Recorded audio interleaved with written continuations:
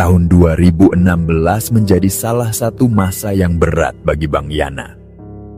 Setelah sekian lama bekerja sebagai driver di sebuah perusahaan jasa pengiriman logistik, ia akhirnya memutuskan untuk berhenti. Rutinitas yang monoton dan kelelahan fisik yang terus menumpuk perlahan menggerogoti semangatnya. Setelah mempertimbangkan dengan matang, ia memilih untuk mengundurkan diri, berharap bisa mengambil jeda sejenak dari hiruk-pikuk dunia kerja. Sejak itu, hari-harinya diisi dengan kesibukan ringan di rumah, tanpa beban target ataupun tekanan waktu. 2 minggu sudah ia jalani tanpa pekerjaan tetap, menikmati kebebasan yang jarang ia rasakan. Suatu siang yang lengang, saat Bang Yana tengah bersantai, ponselnya berdering.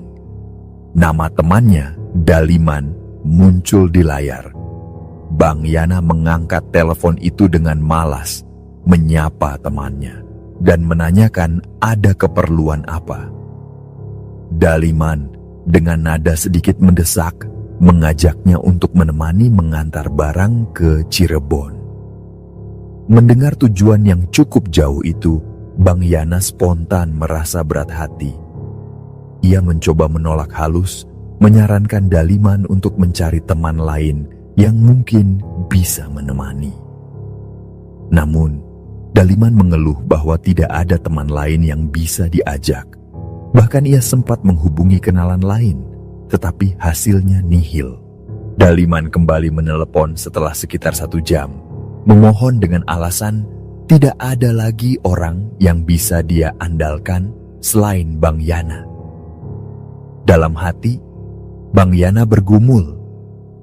Ia merasa berat untuk menempuh perjalanan itu, namun ia juga teringat banyak kebaikan Daliman selama ini. Hutang budi yang diam-diam ia rasakan membuatnya enggan untuk terus menolak.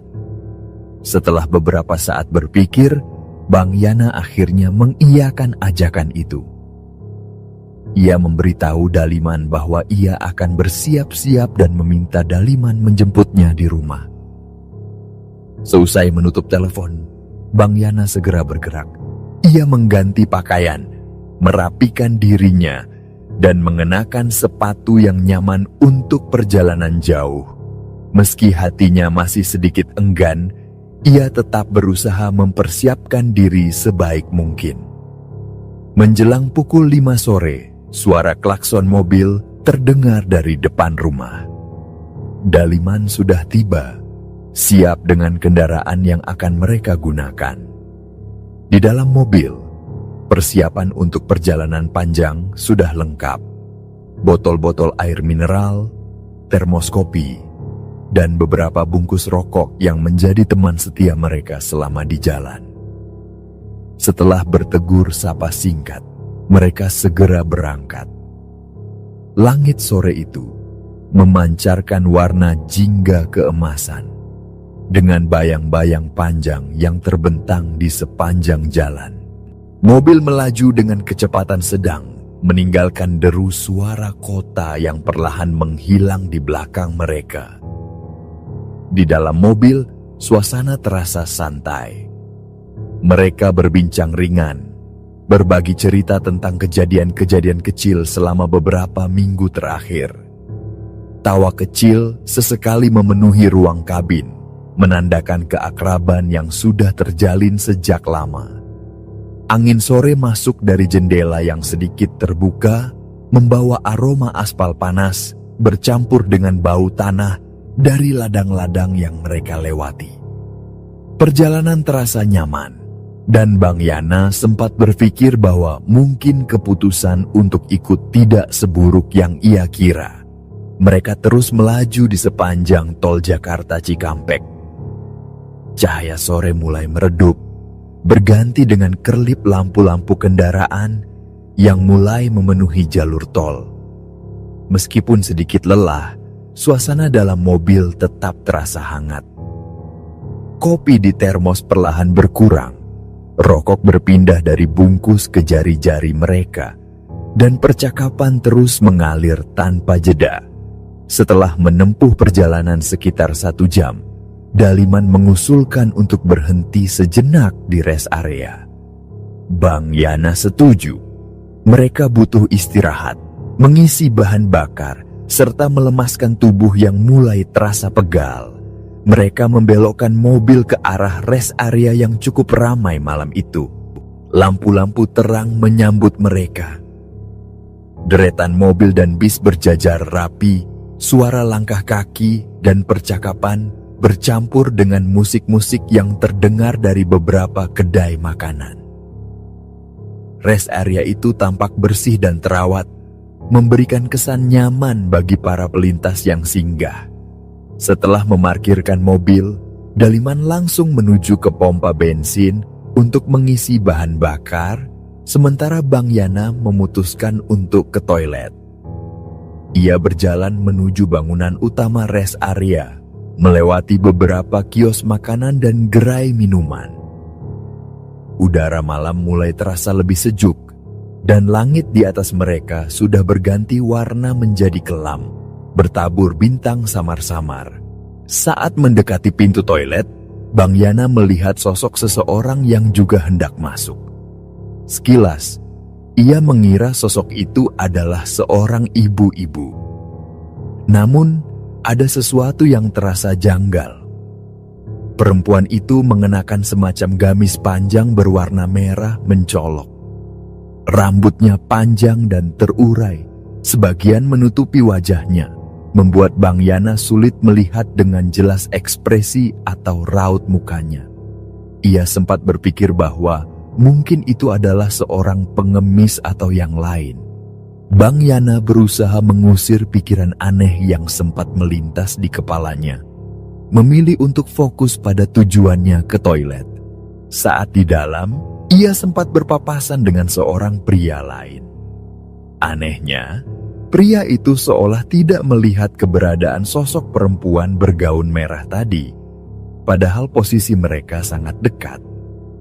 Bang Yana memperhatikan gerak-gerik pria itu yang tampak biasa saja, seolah tidak ada orang lain selain mereka berdua di ruangan itu.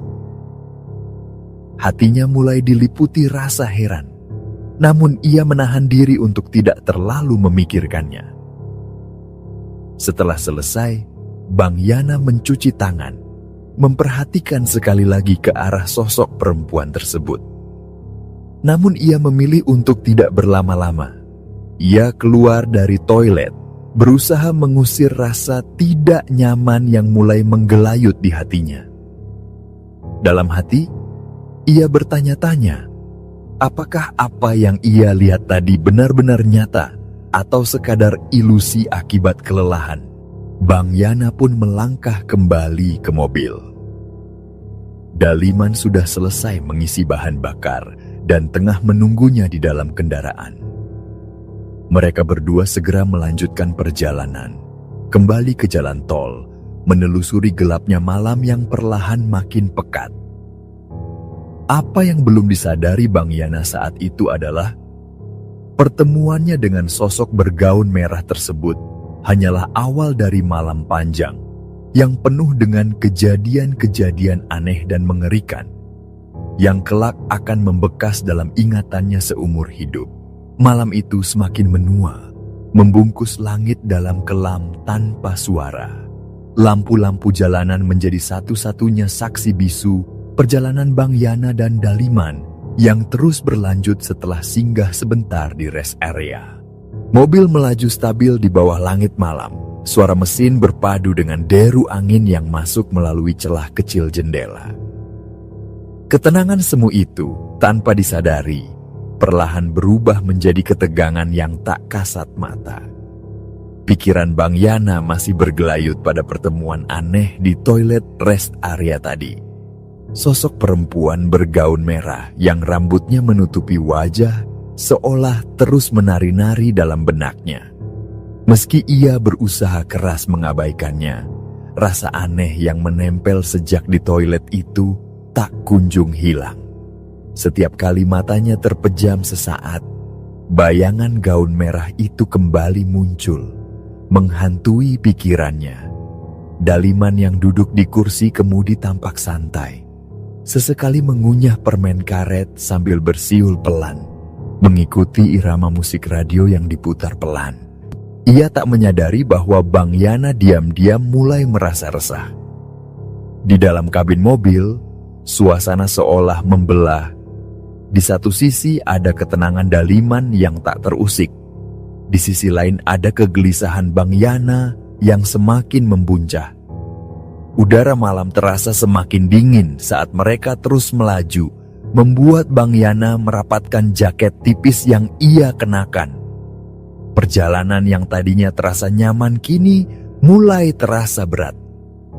Jalanan tol yang luas dan lurus membentang di hadapan mereka dengan lampu-lampu yang berjajar panjang, bagaikan barisan bintang di tanah. Ketika mereka sudah menempuh jarak cukup jauh dari rest area pertama, Daliman sempat mengarahkan mobil untuk keluar tol sesuai petunjuk aplikasi peta daring. Mereka berbelok ke jalanan yang lebih sepi, meninggalkan keramaian jalan utama. Suasana di luar mobil berubah drastis. Dari hiruk-pikuk lampu kendaraan menjadi sepi, gelap, dan hanya diterangi beberapa lampu jalan yang redup. Mobil akhirnya tiba di sebuah area yang menurut aplikasi adalah lokasi tujuan mereka. Daliman menghentikan kendaraan di depan sebuah bangunan besar yang tampak sunyi. Bentuknya menyerupai gudang dengan dinding beton kusam. Sebagian catnya sudah terkelupas. Di sebelah bangunan itu, terbentang tanah kosong luas yang ditumbuhi ilalang tinggi, bergoyang pelan ditiup angin malam. Bang Yana turun dari mobil, mengedarkan pandangannya ke sekitar. Sepi. Tidak ada tanda-tanda aktivitas manusia di sana. Ia melangkah mendekati salah satu rumah warga yang tidak jauh dari gudang tersebut, mengetuk pintu dengan ragu. Seorang ibu-ibu paruh baya membukakan pintu dan menyambutnya dengan tatapan heran. Dengan sopan, Bang Yana bertanya apakah benar tempat itu adalah gudang logistik yang menjadi tujuan mereka. Namun jawaban yang diterimanya membuat hatinya tenggelam dalam kebingungan. Ibu itu menjelaskan bahwa bangunan tersebut sudah lama kosong dan tidak pernah lagi digunakan. Bahkan menurutnya, tempat itu sudah dianggap angker oleh warga sekitar karena sering terjadi kejadian aneh di sana. Keringat dingin merembes di pelipis Bang Yana, meski udara malam menusuk tulang. Ia mengucapkan terima kasih singkat kepada si ibu, lalu bergegas kembali ke mobil. Di dalam mobil, ia memberitahu Daliman bahwa lokasi itu bukanlah tujuan mereka. Meski aplikasi peta menunjukkan bahwa mereka sudah sampai di titik yang benar, kenyataannya mereka tersasar. Daliman sempat kebingungan. Ia mencoba mengotak-atik ponselnya untuk memastikan kembali titik lokasi yang diberikan bos mereka. Namun semua tampak sesuai. Share location yang dikirimkan memang menunjuk ke titik tempat mereka berdiri saat ini. Perasaan tidak nyaman makin menguat di dada Bang Yana. Ada sesuatu yang tidak beres, seolah-olah perjalanan mereka memang disengaja untuk salah arah. Namun, dengan menahan rasa was-was, mereka memutuskan untuk mencari informasi lebih lanjut. Daliman turun dari mobil dan bertanya kepada warga lain yang kebetulan lewat. Kali ini, jawabannya lebih mengejutkan. Gudang logistik yang mereka cari ternyata masih sekitar setengah jam perjalanan dari tempat mereka berada sekarang, lurus ke arah timur. Mendengar penjelasan itu, Bang Yana dan Daliman hanya saling berpandangan dalam diam. Mereka sama-sama menyadari bahwa aplikasi peta yang biasanya akurat kini seolah mempermainkan mereka. Namun mereka memilih untuk tidak memperpanjang rasa curiga. Mereka menganggapnya sekadar kesalahan teknis biasa. Mesin mobil kembali dinyalakan. Lampu depan menembus kegelapan jalanan sepi saat mereka melanjutkan perjalanan. Namun, dalam hati Bang Yana ada sesuatu yang bergolak. Sebuah firasat buruk, samar namun kuat, membisikkan bahwa perjalanan mereka malam itu tidak akan berjalan biasa-biasa saja. Dan memang, segala sesuatunya baru saja dimulai. Perjalanan mereka belum berakhir, dan sosok yang sempat ia lihat di rest area seolah terus mengikuti mereka, mengintai dalam diam dari balik tirai malam yang pekat. Mobil kembali melaju membelah jalanan sepi, meninggalkan bangunan kosong dan tanah luas yang terasa lebih menyeramkan daripada sekadar salah alamat. Dalam keheningan yang hanya diisi suara mesin mobil, Bang Yana merasakan udara di sekitarnya menjadi lebih berat. Matanya menatap lekat keluar jendela, memperhatikan gelap yang membentang tanpa ujung. Tak banyak kendaraan lain yang mereka temui malam itu, membuat jalanan terasa begitu asing, seolah-olah mereka sedang bergerak ke dunia yang lain. Daliman mengemudikan mobil dengan kecepatan stabil. Sesekali ia melirik peta di ponsel, memastikan jalur yang mereka tempuh benar. Namun Bang Yana tetap tidak bisa mengusir kegelisahan yang menelusup ke dalam pikirannya.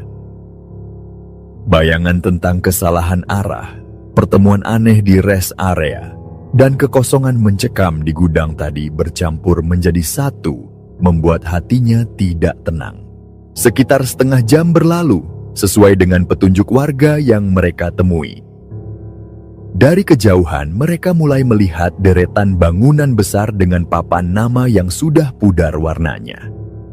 Lampu-lampu jalan yang jarang menyala membuat pemandangan di sekitar terasa muram. Mobil perlahan memasuki kawasan pergudangan yang tampak lebih hidup dibandingkan tempat sebelumnya. Di beberapa titik, terlihat aktivitas orang-orang yang tengah membongkar muatan, memberi sedikit rasa lega bahwa mereka akhirnya berada di lokasi yang benar. Daliman memarkir mobil di depan sebuah gudang yang sesuai dengan share location yang dikirimkan oleh pihak perusahaan. Bangunan itu tampak kokoh, dengan papan nama perusahaan logistik yang terpasang di bagian atas gerbang masuk. Lampu-lampu neon menerangi halaman gudang, meski cahaya yang dipancarkan tampak temaram, menambah kesan dingin pada suasana malam itu. Bang Yana menghembuskan napas panjang, berusaha menenangkan dirinya. Setidaknya mereka tidak lagi berada di tempat kosong yang menyeramkan. Ia keluar dari mobil, membantu Daliman mengecek dokumen pengiriman yang perlu diserahkan.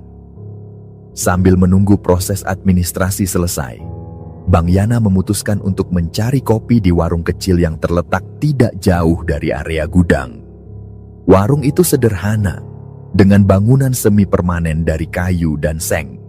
Lampu bohlam kuning menggantung di atas meja, menerangi jajaran makanan ringan dan termos kopi yang berjejer rapi. Udara malam yang lembab membuat suasana warung itu terasa semakin suram. Beberapa kursi plastik berjajar di depannya, kosong tanpa penghuni. Bang Yana melangkah ke dalam warung, disambut aroma kopi hitam yang kuat. Ia memesan secangkir kopi panas, berharap bisa sedikit mengusir rasa lelah dan kantuk yang mulai menggelayut di matanya. Saat menunggu kopi disiapkan, matanya tanpa sengaja menangkap sosok di sudut penglihatan. Hatinya tercekat. Ia melihat seorang perempuan berdiri tak jauh dari warung, di depan bangunan semi permanen yang sudah tutup. Postur tubuhnya, pakaian gamis merah yang lusuh, serta rambut panjang yang menutupi wajah. Semuanya persis sama dengan sosok yang ia lihat di toilet rest area sebelumnya. Perempuan itu berdiri diam, tidak bergerak sedikit pun, seolah menjadi bagian dari kegelapan malam. Meskipun jaraknya tidak terlalu jauh, Bang Yana tetap tidak bisa melihat wajahnya dengan jelas. Rambut panjang yang berantakan menutupi hampir seluruh mukanya, hanya menyisakan kesan suram yang membuat bulu kuduknya berdiri. Bang Yana menahan napas, berusaha menahan dorongan untuk berpaling. Ia membatin keras, mencoba meyakinkan dirinya bahwa apa yang ia lihat hanyalah bayangan pikirannya yang lelah. Namun, semakin ia mencoba meyakinkan diri, semakin nyata sosok itu terasa. Keberadaan perempuan itu tidak hanya terlihat, tetapi juga seolah-olah terasa, menghujamkan hawa dingin ke dalam relung tubuhnya. Sambil berusaha tetap tenang, Bang Yana menerima kopi yang diberikan penjaga warung. Tangannya sedikit gemetar saat membawa cangkir itu ke meja. Ia memilih duduk menghadap ke arah yang berlawanan, membelakangi sosok perempuan itu, seolah berharap bahwa jika ia tidak melihatnya, maka sosok itu akan lenyap begitu saja. Namun dalam setiap tegukan kopi yang ia hirup, ada rasa getir yang tak bisa ia abaikan. Ia merasa diawasi. Perasaan itu begitu nyata, menusuk punggungnya seperti tatapan tajam yang tak berwujud. Ia bahkan bisa merasakan desiran dingin dari arah tempat perempuan itu berdiri, seolah udara di sekitarnya membeku. Daliman akhirnya menghampiri setelah menyelesaikan urusan administrasi di gudang. Ia tampak santai, tidak menunjukkan tanda-tanda merasakan keanehan apapun. Bang Yana memilih untuk tidak menceritakan apa yang ia lihat. Ia khawatir akan membuat suasana menjadi tidak nyaman atau malah menimbulkan sugesti yang memperburuk keadaan. Mereka duduk sejenak di warung, menikmati kopi panas dan beberapa potong gorengan. Daliman bercerita ringan tentang prosedur pengiriman, sementara Bang Yana hanya mengangguk-angguk tanpa banyak komentar. Matanya sesekali melirik ke arah bangunan gelap di seberang, memastikan sosok perempuan itu tidak mendekat. Setelah beberapa menit, Daliman mengusulkan untuk segera melanjutkan perjalanan pulang. Ia mengaku sudah mulai mengantuk dan ingin segera tiba di Jakarta sebelum pagi menjelang. Bang Yana menyetujui dengan cepat. Dalam hati merasa lega, bisa segera meninggalkan tempat itu. Mereka kembali ke mobil, dengan Bang Yana yang kali ini mengambil alih kemudi. Mesin dinyalakan, lampu utama menyala menerobos kegelapan. Mobil melaju perlahan keluar dari kawasan pergudangan, menyusuri jalanan sepi yang hanya diterangi lampu jalanan yang jarang. Namun, saat mobil bergerak menjauh, Bang Yana sempat melirik ke spion. Ia melihat sosok perempuan berbaju merah itu masih berdiri di tempat yang sama, diam membisu, seolah-olah hanya menunggu waktu untuk kembali muncul di hadapan mereka. Malam itu belum berakhir. Bang Yana merasa firasat buruk di hatinya semakin kuat. Seperti ada sesuatu yang menempel, mengikuti, dan menunggu kesempatan untuk memperlihatkan wujudnya yang sebenarnya. Dan perjalanan pulang mereka akan menjadi saksi dari teror yang lebih nyata daripada sekadar ketakutan bayangan. Mobil perlahan meninggalkan kawasan pergudangan yang suram, kembali masuk ke jalan raya yang sepi. Bang Yana menggenggam erat setir, mencoba mengabaikan bayangan perempuan berbaju merah yang sempat ia lihat berdiri diam di depan bangunan gelap itu. Meski matanya fokus ke jalanan di depan, pikirannya terus dipenuhi kegelisahan yang tidak bisa ia usir. Daliman duduk di sebelahnya, tampak tenang. Sesekali menguap kecil tanda kelelahan. Ia tidak mengetahui gejolak batin yang tengah dialami Bang Yana. Jalanan lengang memberi ruang bagi pikiran Bang Yana untuk kembali membayangkan sosok yang seolah mengikuti mereka sejak dari rest area hingga gudang. Hawa di dalam mobil terasa lebih dingin dari sebelumnya, meskipun pendingin udara tidak dinyalakan. Mereka kembali memasuki jalan tol, menyusuri jalur panjang tanpa banyak kendaraan lain. Lampu-lampu jalan berdiri berderet, cahayanya temaram, dan tidak mampu sepenuhnya mengusir gelap malam. Bang Yana mempercepat laju kendaraan, berusaha secepat mungkin meninggalkan tempat itu. Namun, jauh di sudut hatinya, ia merasa seakan-akan sosok berbaju merah itu masih menempel di belakang mobil, mengikuti dalam diam. Beberapa kilometer kemudian perut mereka mulai memberontak. Rasa lapar yang sempat tertahan kini menyeruak. Mereka memutuskan untuk singgah sejenak di sebuah rest area kecil di tepi tol. Rest area itu sederhana, hanya berisi beberapa warung makan dan kios minuman yang masih buka meskipun waktu sudah mendekati tengah malam. Bang Yana memarkir mobil di sudut area parkir. Lampu-lampu kuning menggantung di warung-warung kecil, memancarkan cahaya redup yang menciptakan bayangan panjang di tanah. Mereka memilih salah satu warung sederhana, duduk di bangku kayu yang sedikit bergoyang, dan memesan nasi goreng serta teh panas untuk mengganjal perut. Sambil menunggu pesanan datang, Bang Yana melirik ke sekeliling. Rest area itu sepi.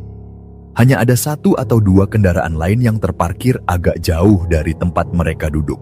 Angin malam bertiup perlahan, membawa serta aroma tanah basah dan bau asap dari dapur warung. Suasana tenang itu seharusnya membuat nyaman, namun bagi Bang Yana, ada sesuatu yang menggelayuti tempat itu. Sesuatu yang membuat jantungnya berdetak lebih cepat tanpa alasan jelas. Ia mencoba mengalihkan pikiran, berbincang ringan dengan Daliman mengenai rencana perjalanan pulang. Mereka sepakat untuk tidak berlama-lama setelah makan, mengingat tubuh yang sudah mulai lelah dan waktu yang semakin larut. Sambil menunggu, Bang Yana memperhatikan gerak-gerik penjaga warung yang tampak tergesa-gesa, seolah ingin segera menutup warung dan mengakhiri malam itu lebih cepat. Sesekali, penjaga itu melirik ke arah gelap di luar warung, membuat Bang Yana ikut merasa tidak nyaman. Ketika makanan akhirnya datang, mereka makan dengan cepat. Bang Yana makan dalam diam, pikirannya terus melayang ke sosok yang ia lihat di warung dekat gudang tadi.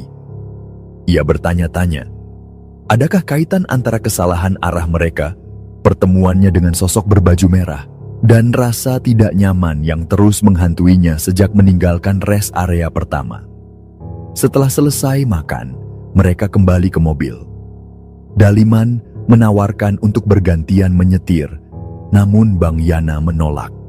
Ia merasa lebih baik tetap fokus mengemudi daripada membiarkan pikirannya berkeliaran terlalu jauh. Daliman akhirnya menurut, membiarkan Bang Yana tetap di belakang kemudi. Mereka kembali melaju di jalan tol. Udara semakin dingin, embun mulai membentuk lapisan tipis di kaca mobil. Sepi yang menyelimuti jalan tol seolah menelan suara mesin mobil, menyisakan hanya desiran angin yang samar terdengar.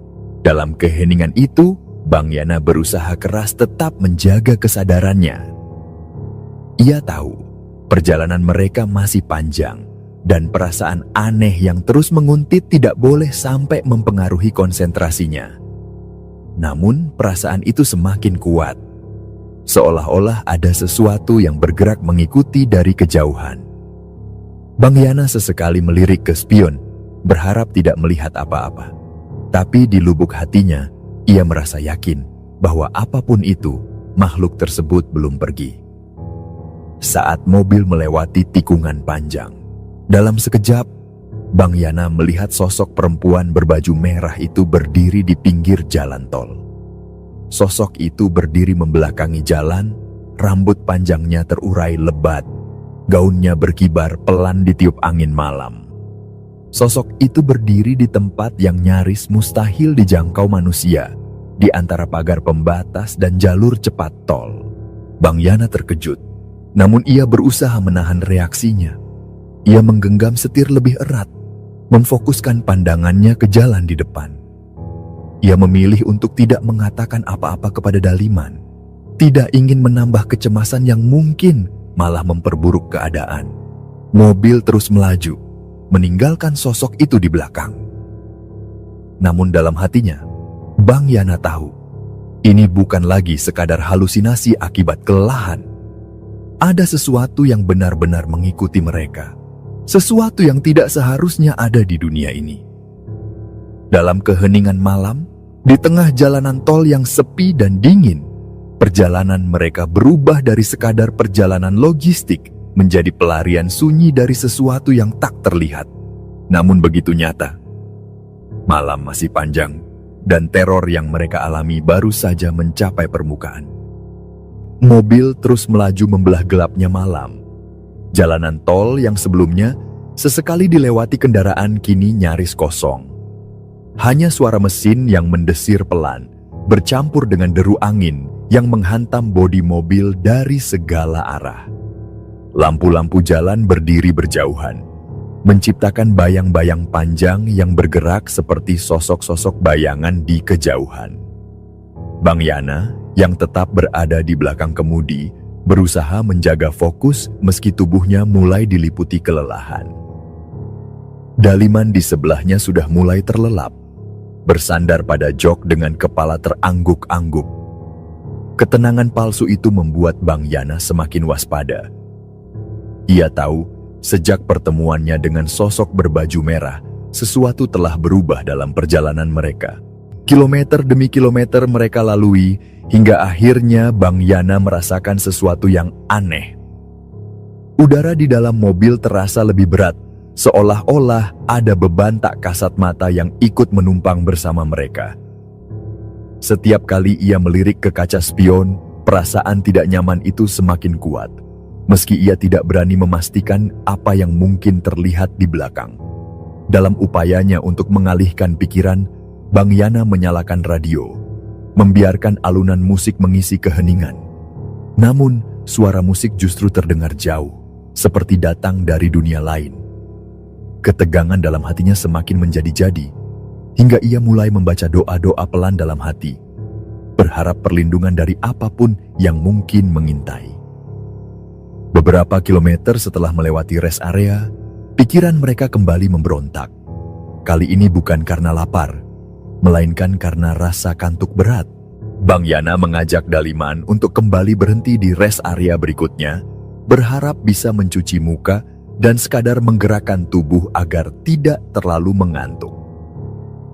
Daliman hanya mengangguk setengah sadar, menyerahkan keputusan sepenuhnya pada Bang Yana. Mereka singgah sejenak, mengisi bensin dan membeli kopi instan untuk menjaga kewaspadaan.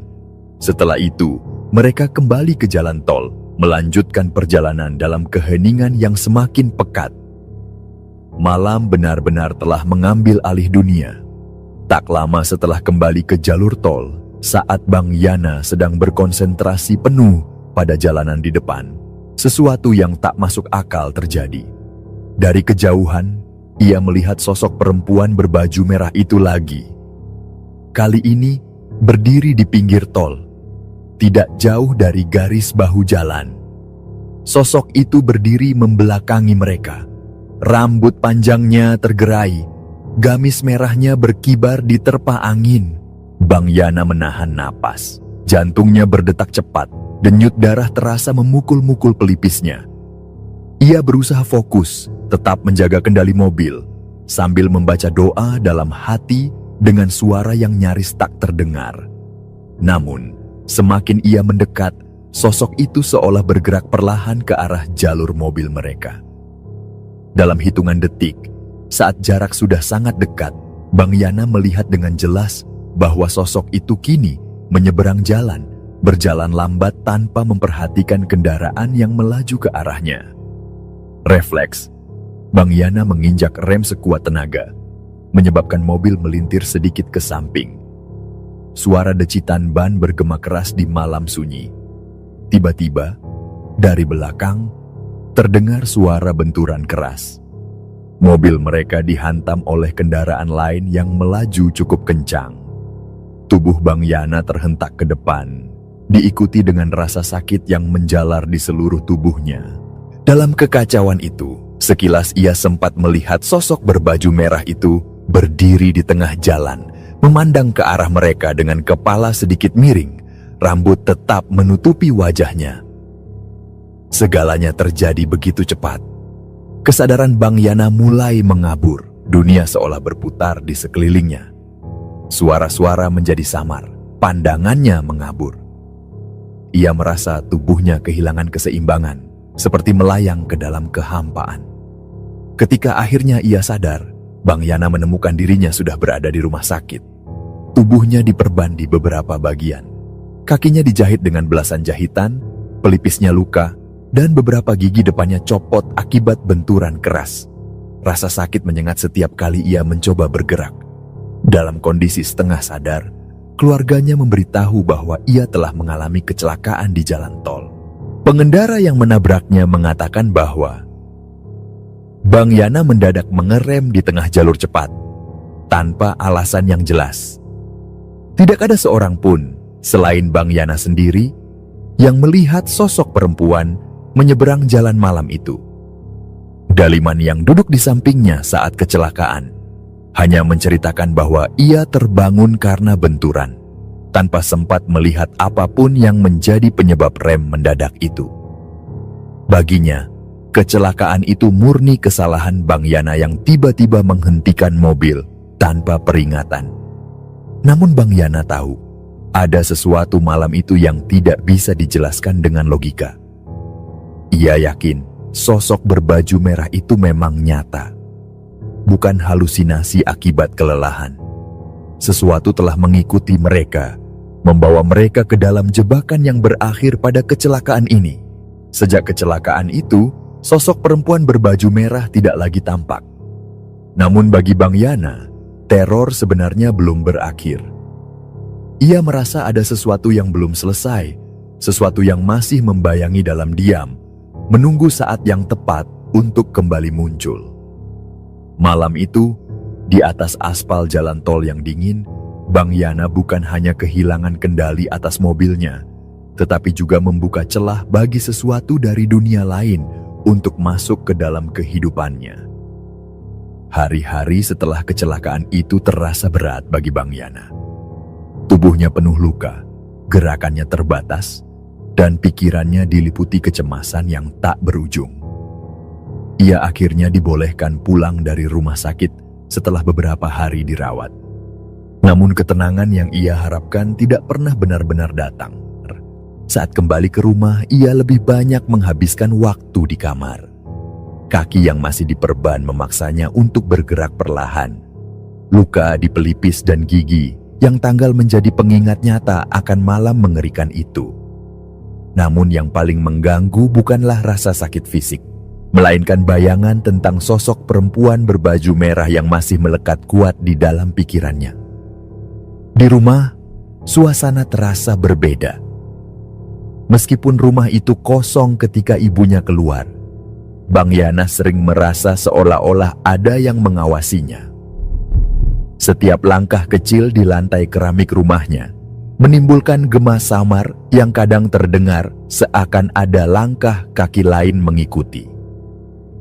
Pada suatu sore, saat sedang bersandar di sofa, ia mendengar suara langkah di lantai belakang. Padahal ia tahu benar tidak ada siapapun di rumah. Namun ia tetap mencoba memanggil ibunya, dan tidak ada jawaban. Bang Yana bangkit dengan perlahan, memeriksa setiap sudut rumah. Tidak ada siapa-siapa. Ia mencoba mengabaikan rasa takut yang mulai menyelimutinya, meyakinkan diri bahwa mungkin itu hanyalah suara lantai yang memuai atau imajinasinya yang terlalu aktif akibat trauma. Malam itu, rasa lapar memaksanya keluar rumah untuk mencari makanan. Ia mengendarai motornya perlahan, tubuhnya masih terasa kaku. Di perjalanan, ia bertemu dengan seorang teman lama yang kebetulan sedang nongkrong di pinggir jalan. Temannya menatapnya dengan pandangan aneh, seolah memperhatikan sesuatu yang tidak bisa dilihat Bang Yana sendiri. Tatapan itu membuat Bang Yana merasa tidak nyaman. Temannya terlihat ragu, namun akhirnya hanya mengangguk kecil dan membiarkannya pergi tanpa berkata banyak. Bang Yana sempat berpikir bahwa mungkin ia terlihat kacau karena kondisinya yang masih belum pulih sepenuhnya. Setelah membeli makanan, ia kembali ke rumah. Suasana di dalam rumah terasa lebih sunyi dari biasanya. Setiap suara kecil seperti gesekan daun di luar jendela atau bunyi angin menerpa dinding rumah terdengar berlipat ganda di telinganya. Ia makan dalam diam, berusaha mengabaikan perasaan tidak nyaman yang terus menggelayuti pikirannya. Menjelang malam, ibunya akhirnya pulang. Wanita itu membawa tas belanjaan dan tampak lelah. Bang Yana sempat bertanya, kenapa ibunya pulang begitu larut, dan ibunya menjelaskan bahwa jalanan macet parah. Ibunya sempat meminta Bang Yana membeli minyak angin di apotik terdekat karena badannya terasa pegal-pegal. Bang Yana mengangguk, mengambil dompet dan kunci motor, lalu bersiap keluar lagi. Di jalan menuju apotik, ia kembali bertemu dengan teman yang tadi sempat menatap aneh ke arahnya. Kali ini, temannya tidak bisa menahan rasa penasarannya. Dengan suara berat dan penuh keraguan, ia bertanya siapa perempuan yang dibonceng oleh Bang Yana saat sore tadi. Bang Yana tertegun. Ia tahu bahwa ia pergi sendirian, tidak ada siapa-siapa yang dibawa bersamanya. Temannya menjelaskan bahwa ia jelas melihat sosok perempuan berbaju merah duduk di belakang Bang Yana. Rambutnya panjang menutupi sebagian wajah. Penjelasan itu membuat tubuh Bang Yana merinding seketika. Seluruh kenangan tentang perempuan berbaju merah itu kembali membanjiri pikirannya.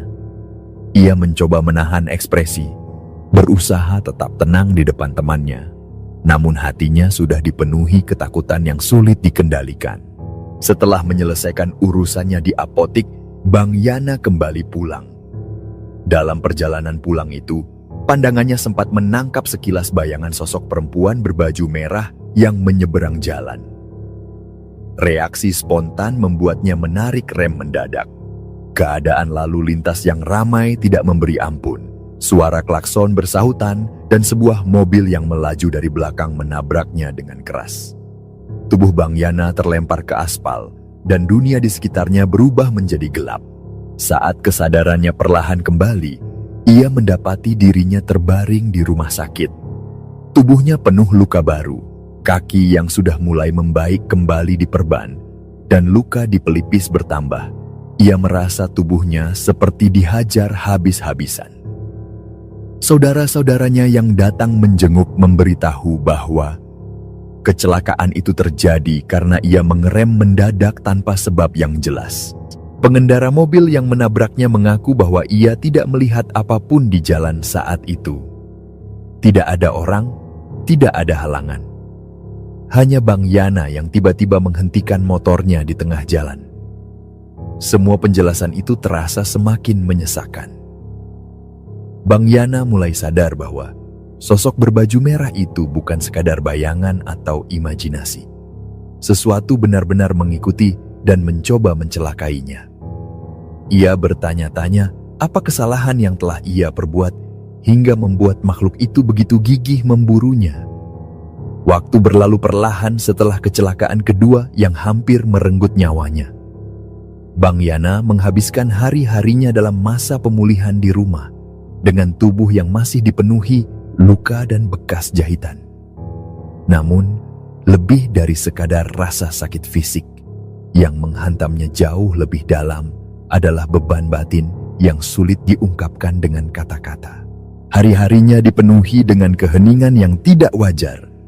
Setiap sudut rumah seolah menyimpan kenangan tentang malam-malam penuh teror itu. Sekali waktu saat malam sudah larut, ia merasa seperti mendengar langkah kaki di luar kamarnya, atau bayangan samar melintas di sudut pandangnya. Ia tahu betul bahwa ketakutan itu bukan sekadar sisa trauma kecelakaan, melainkan sesuatu yang nyata. Sesuatu yang pernah hadir begitu dekat, begitu nyata dalam hidupnya. Sejak kejadian itu, Bang Yana menjadi pribadi yang berbeda. Ia tidak lagi memandang perjalanan jauh hanya sebagai sekadar petualangan atau rutinitas biasa. Setiap kali hendak keluar rumah, terutama untuk bepergian jauh, ia selalu memulai dengan doa. Ia tak lagi melupakan adab sederhana seperti meminta izin secara batin saat melewati tempat-tempat asing, bahkan ketika hanya sekadar masuk ke toilet umum atau rest area.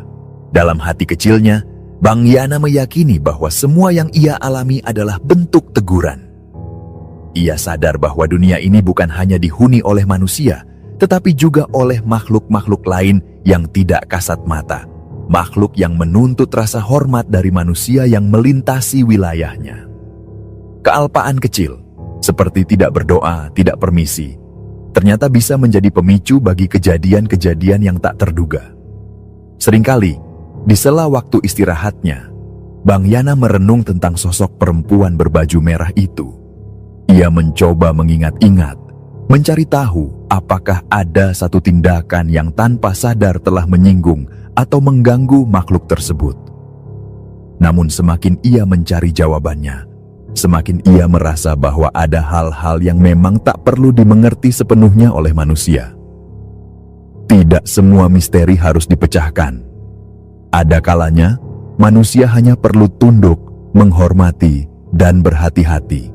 Dalam benaknya, pertemuan pertama di toilet rest area, kesalahan arah menuju gudang kosong, kemunculan sosok berbaju merah di warung, hingga teror di sepanjang perjalanan pulang. Semuanya membentuk satu rangkaian pengalaman yang mustahil diabaikan. Setiap kejadian itu seolah mengajarkan satu pesan sederhana namun penuh makna. Jangan pernah meremehkan keberadaan dunia lain yang berjalan berdampingan dengan dunia manusia. Bang Yana tahu bahwa luka-lukanya akan sembuh, tubuhnya akan pulih, dan hidupnya perlahan akan kembali ke jalur semula. Namun bekas dari pengalaman itu tidak akan pernah benar-benar hilang. Ada bagian dalam dirinya yang akan selalu berhati-hati, selalu berdoa, selalu ingat untuk menaruh hormat kepada hal-hal yang tak terlihat. Setiap kali ia melewati rest area atau jalanan sunyi di tengah malam, perasaannya akan otomatis berubah lebih waspada. Setiap langkah yang ia ambil di tempat asing akan selalu diiringi dengan sapaan batin, meminta izin dengan rendah hati.